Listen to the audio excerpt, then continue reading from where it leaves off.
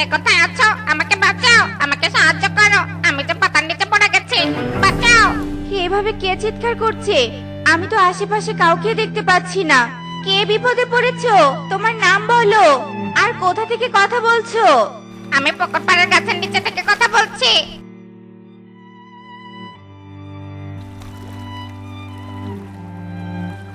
আমি তো পুকুর পাড়ে এসেছি, কিন্তু তোমাকে তো কোথাও দেখতে পাচ্ছি না। গাছের গোড়ায় দেখো, কিছু পাতা পড়ে আছে, পাতাগুলো ওঠালে আমাকে দেখতে পারবে।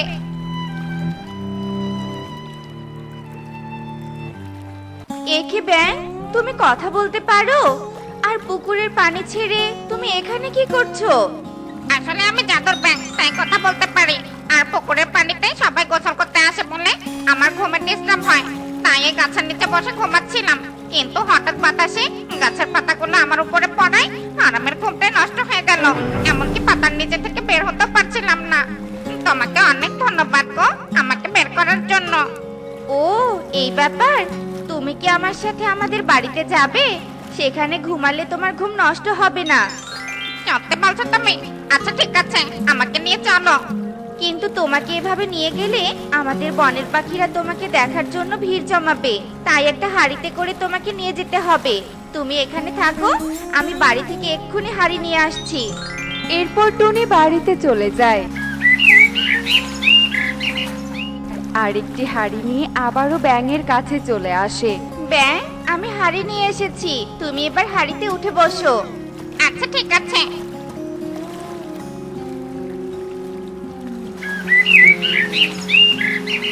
একি মা, তুমি এই ব্যাংকে কোথায় পেলে? ব্যাংকটা তো ভারী সুন্দর। তারপর টুনি টুকিকে সব কথা খুলে বলে। সত্যি তুমি জাদুর ব্যাং?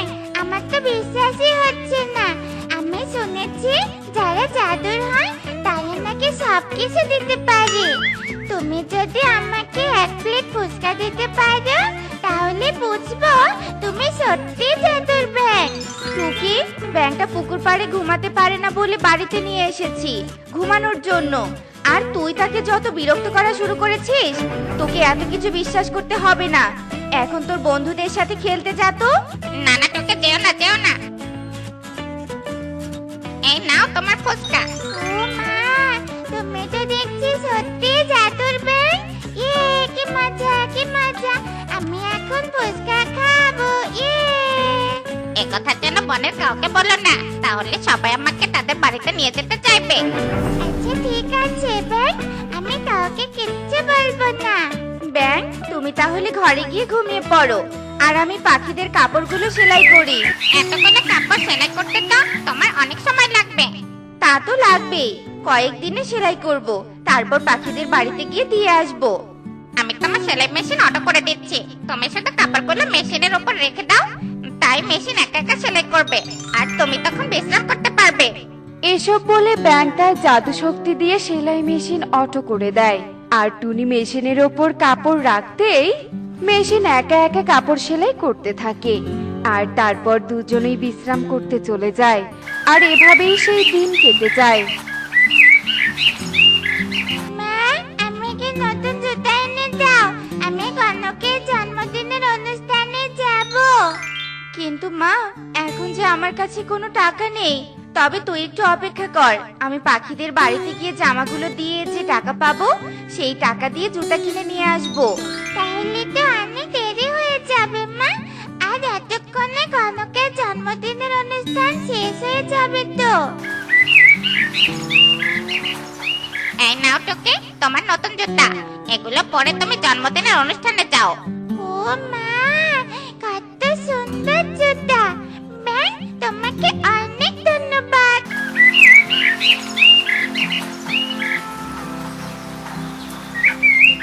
কি রে টুকি, তুই এত সুন্দর জুতা কোথায় পেলি? তোর মায়ের কাছে তো তেমন কোনো টাকা নেই যে এত দামি জুতা কিনে দিবে। কাকুলি মাসি, আমাদের বাড়িতে না একটা জাদুর ব্যাঙ আছে, ওই ব্যাঙ আমাকে এই জুতো দিয়েছে। কি, জাদুর ব্যাঙ? ও মা, তোরা আবার জাদুর ব্যাঙ কোথায় পেলি? এই রে, ব্যাঙ তো তার কথা কাউকে বলতে নিষেধ করেছে, কিন্তু আমি তো ভুল করে বলেই ফেলেছি। এ মানে আমি জানি না মাসি, কনক কনক কোথায় রে তুই? এ কথা বলে টুকি ঘরে চলে যায় আর কাকুলি জাদুর ব্যাং নিয়ে ভাবতে থাকে। তখনই সেখানে কালু চলে আসে। আরে কাকুলি, তুমি এখানে দাঁড়িয়ে কি ভাবছো? আর বলো না কালু, একটা খবর আছে। টুকিদের বাড়িতে নাকি জাদুর ব্যাঙ এনেছে। আর সেই ব্যাঙের কাছে ওরা যা চায় ব্যাঙ নাকি ওদের তাই দেয়। দেখো না টুকিকে কত সুন্দর জুতা দিয়েছে। তাই নাকি? তাহলে তো ব্যাংকটাকে আমাদের চুরি করতেই হবে। তবে ছোট ছানাদের কথা বিশ্বাস না করে অনুষ্ঠান শেষ করে আমরা টুনিদের বাড়িতে গিয়ে ভালো করে সবটা দেখে আসবো, আর তারপর চুরি করতে যাব।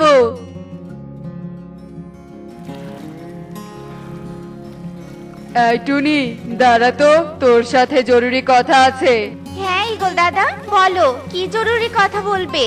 আমি শহরে বেড়াতে গিয়ে খবরে শুনে আসলাম যে আমাদের বনে নাকি 2 দিনের মধ্যেই খুব জোরে ঝড় নামবে। আমার শরীরটা খুব ক্লান্ত লাগছে, তাই সবার বাড়িতে গিয়ে খবরটা জানাতে পারবো না। তুই একটু কষ্ট করে সবাইকে খবরটা জানিয়ে দিস, তাহলে সবাই ভাঙা ঘর মেরামত করতে পারবে। আচ্ছা ঠিক আছে দাদা, আমি কাপড়গুলো দিয়ে এই খবরটা সবাইকে জানিয়ে দিয়ে আসছি।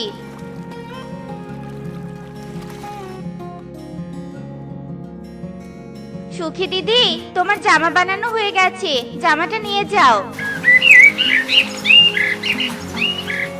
বাহ টুনি, এইবার এত তাড়াতাড়ি জামা বানিয়েছিস, ভালোই হয়েছে। আমি কাল পাশের বনে বেড়াতে যাব। এ সময় কোথাও না গিয়ে বাড়িতেই থাকো, কারণ ইগল দাদা নাকি খবরে শুনেছে 2 দিনের মধ্যেই আমাদের বনে খুব জোরে ঝড় নামবে। ও মা, তাই নাকি? এটা তো খুব খারাপ খবর। তাহলে তো আমাদের ঘরটা নতুন করে মেরামত করতে হবে।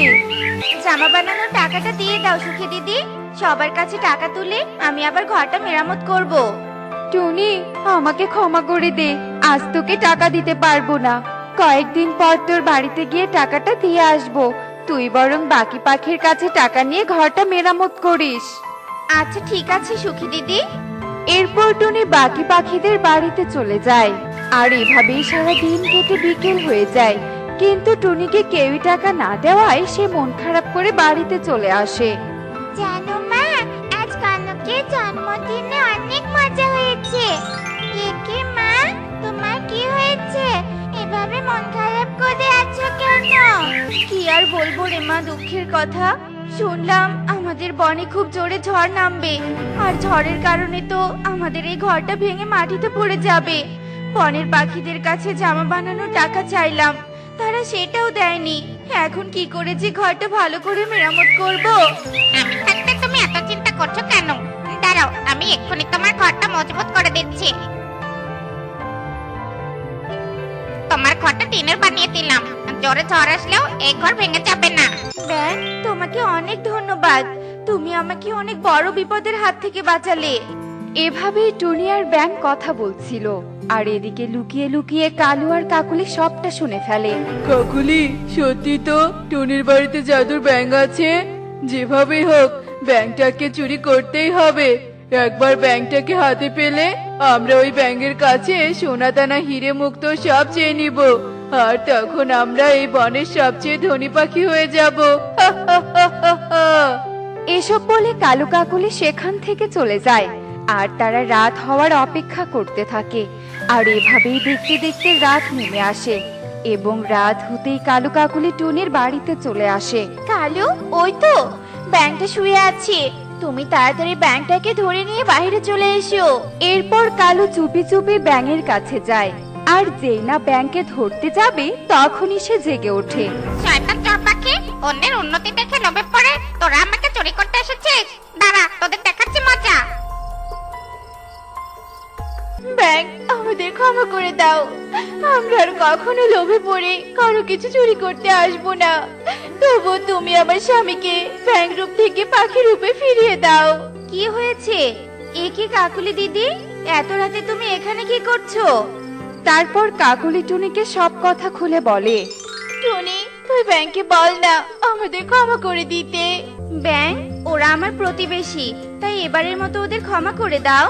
আচ্ছা ঠিক আছে, ক্ষমা করে দিলাম। এরপর ব্যাং কালুর আসল রূপ ফিরিয়ে দেয়। আর তারা ভয়ে কাঁপতে কাঁপতে সেখান থেকে চলে যায়। কবুতর দাদা, আমাকে 2 কেজি আলু আর 1 কেজি টমেটো দাও তো। আর কত টাকা হলো খাতায় লিখে রাখো, টোনা এলে তোমার সব টাকা পরিশোধ করে দিবে। আচ্ছা ঠিক আছে রে টনি, এই নে তোর আলু আর টমেটো।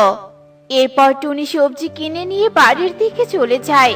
আর যাওয়ার সময় সে একটা উড়ন্ত অটোর সাথে ধাক্কা খায়, আর সাথে সাথে সে মাটিতে পড়ে যায়। এ কি, এটা তো টুনি। কিন্তু কি হয়েছে টুনির? ও এভাবে অজ্ঞান হয়ে পড়ে আছে কেন? না না, ওকে নিয়ে এক্ষুনি হাসপাতালে যেতে হবে। এরপর সুখী তার পানির কলসিটা রেখে টুনিকে নিয়ে হাসপাতালে চলে যায়। আর ডাক্তার টুনিকে চেক আপ করে। আর কিছুক্ষণের মধ্যেই টুনির জ্ঞান ফিরে আসে। এ কি, আমি হাসপাতালে কেন? কি হয়েছে আমার? তুই তো বনের ভেতরে অজ্ঞান হয়ে পড়েছিলি রে টুনি, আর আমি তোকে এখানে নিয়ে এসেছি। আচ্ছা ডাক্তার বাবু, টুনির কি কোনো রোগ ধরা পড়েছে? হ্যাঁ হ্যাঁ, টুনি মনে হয় ভারী কিছুর সাথে ধাক্কা খেয়েছে, যার কারণে টুনির একটা ডানা ভেঙে গেছে। হ্যাঁ ডাক্তার বাবু, আমার মনে পড়েছে। আমি বাজার করে বাড়িতেই ফিরছিলাম, আর হঠাৎ একটা উড়ন্ত অটো এসে আমাকে ধাক্কা দেয়, আর সাথে সাথে মাটিতে পড়ে যায়। আচ্ছা ডাক্তার বাবু, আমার ডানা ভালো করতে কতদিন সময় লাগবে? তোমার ডানা আর কোনোদিনও ভালো হবে না টুনি, তবে ব্যথা কমানোর জন্য আমি তোমাকে কিছু ঔষধ লিখে দিচ্ছি। এরপর ডাক্তার বাবু টুনিকে কিছু ঔষধ লিখে দেয়, আর সুখী টুনিকে পিঠে করে নিয়ে তার বাড়িতে পৌঁছে দেয়। মা, ও মা, সুখী মাসি তোমাকে এভাবে পিঠে করে নিয়ে এলো কেন? তোমাকে কিছু হয়েছে মা? হ্যাঁ রে মা, সড়ক দুর্ঘটনায় আমার একটা ডানা ভেঙে গেছে। আমি আর কোনোদিনও উঠতে পারবো না রে মা, আমি যে আর উঠতে পারবো না। এ কি, এখন তাহলে খাবার রান্না করবে কে? আর একটু পরে তো বাবা কাছ থেকে এসে খাবার চাইবে। ও নিয়ে তুই ভাবিস না রে মা, আমার একটা হাত ভেঙে গেছে তো কি হয়েছে, আর একটা হাত তো আছে। এই এক হাতে আমি ঠিক রান্না করে নিব। এই কথা বলে টনি রান্নাঘরে চলে যায়, আর রান্না করতে শুরু করে দেয়। দেখতে দেখতে বেশ কিছু সময় কেটে যায়। এদিকে টনির ভাত রান্নাও শেষ হয়ে যায়। আর টনি যেই না চুলা থেকে ভাতের হাঁড়ি নামাতে চায়, তখনই সে তার ভেঙে যাওয়া হাতে আঘাত পায়, আর সাথে সাথে ভাতের হাঁড়িটা তার হাত থেকে মাটিতে পড়ে যায়। কিন্তু তখনই সেখানে টোনা চলে আসে। টুনি, এই টুনি, তুমি এখনো রান্না করছো? আমার যে অনেক খিদে পেয়েছে। এ কি কাণ্ড, এটা কি করে হলো? চালের যে দাম, আর তুমি কিনা এতগুলো ভাত সব মাটিতে ফেলে দিয়েছো। ওগো, আমি ইচ্ছে করে ফেলিনি। আমার একটা হাত যে চিরদিনের মতো ভেঙে গেছে, এজন্য অন্য হাত দিয়ে এতক্ষণ রান্না করলাম, তবুও যে হাঁড়িটা হাত থেকে পড়ে ভেঙে গেল। এসব তুমি কি বলছো টুনি? নিজের হাতটা চিরতরের জন্য ভেঙে ফেলেছো? তাহলে বাড়ির কাজগুলো তুমি কিভাবে করবে? এখন তো মনে হচ্ছে কাজে না গিয়ে বাড়ির সব কাজ আমাকেই করতে হবে। তা না হলে তুমি কাজ করার নামে আমার সবকিছু ধ্বংস করে ফেলবে। এরপর টোনা নিজেই রান্না করে, আর সবাই মিলে খাবার খায়। আর এভাবে দেখতে দেখতে সেই দিন কেটে যায়।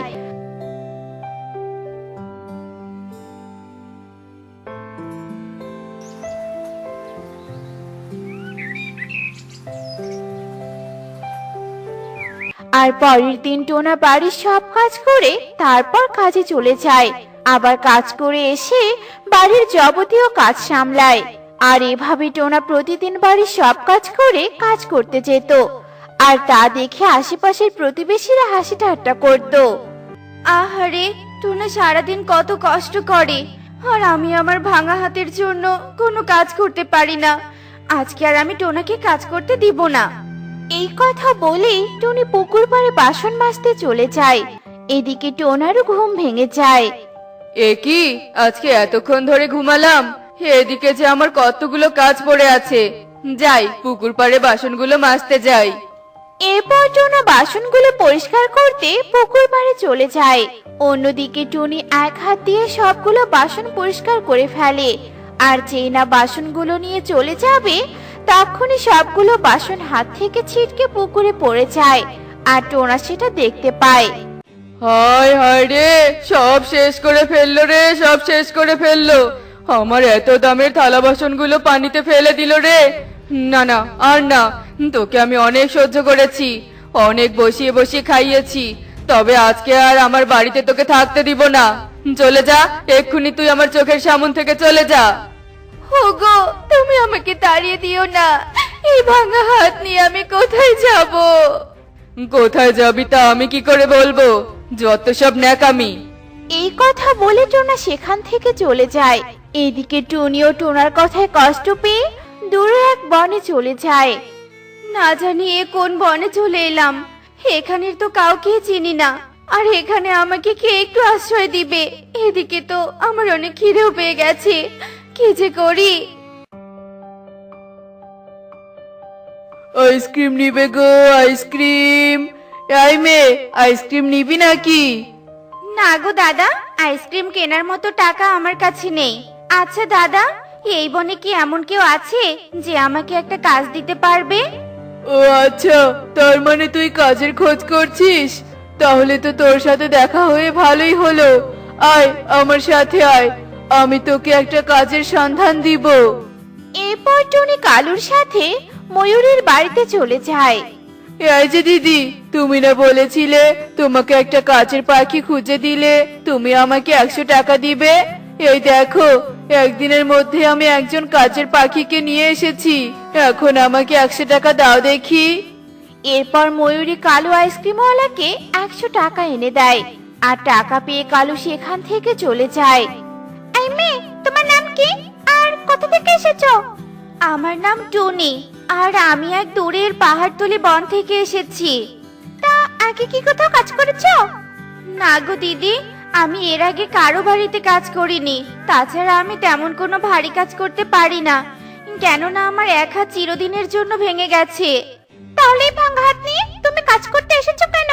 ধুর ধুর, এই কালোটা যে কোন প্রতিবন্ধীর মতো মেয়েকে এনে দিল, শুধু শুধু আমার 100 টাকা নিয়ে গেল।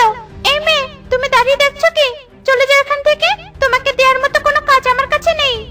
এরপর টুনি নিরুপায় হয়ে সেখান থেকে চলে যায়, আর একটা বাড়ির পাশে গিয়ে কাঁদতে থাকে। হে সৃষ্টিকর্তা, তুমি আমাকে এত বড় শাস্তিটা কেন দিলে?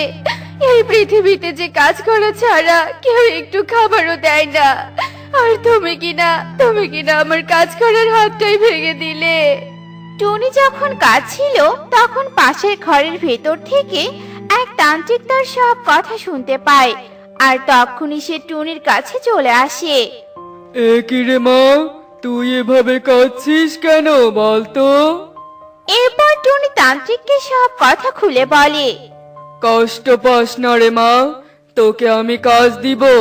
শোন, ওই দেখ দূরে একটা ডালিমের বাগান দেখা যাচ্ছে।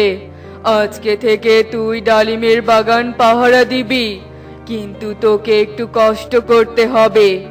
আমার তো থাকার মতো একটা ঘরই আছে, তাই তোকে ওই ডালিমের বাগানেই কষ্ট করে থাকতে হবে। কি পারবি তো? হ্যাঁ, আমি পারবো, আর আমাকে একটা কাজ দেওয়ার জন্য তোমাকে অসংখ্য ধন্যবাদ। এরপর টুনি ডালিম বাগানের ভিতরে চলে যায়, আর ডালিম বাগান পাহারা দিতে থাকে। আর এভাবে দেখতে দেখতে বেশ কিছুদিন কেটে যায়।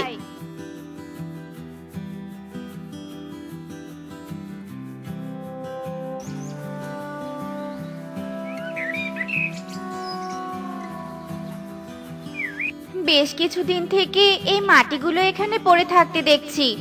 আমি তো এই গাছের নিচে ঘুমিয়ে রাত কাটাচ্ছি, তাই এই মাটিগুলোকে কাজে লাগিয়ে আমি যদি একটা ঘর বানাতে পারি, তাহলে আর আমাকে কষ্ট করে মাটিতে ঘুমিয়ে দিন কাটাতে হবে না। এই কথা বলে টুনি মাটিগুলো দিয়ে ডালিম বাগানের ভিতরে একটা মাটির ঘর বানাতে থাকে, আর বেশ কিছুক্ষণের মধ্যেই সেখানে একটা মাটির ঘর বানিয়ে ফেলে। এই যে তান্ত্রিক বাবা, আমরা আপনার বাগানের ডালিম কিনতে এসেছি, চলুন আমাদেরকে ডালিম বাগানে নিয়ে চলুন। এরপর তান্ত্রিক ঈগল ও ঈগলিকে তার ডালিম বাগানে নিয়ে যায়, আর সেখানে গিয়ে তারা টুনির বানানো মাটির ঘরটা দেখতে পায়। Wow, what a beautiful home! এত সুন্দর হাতের কাজ।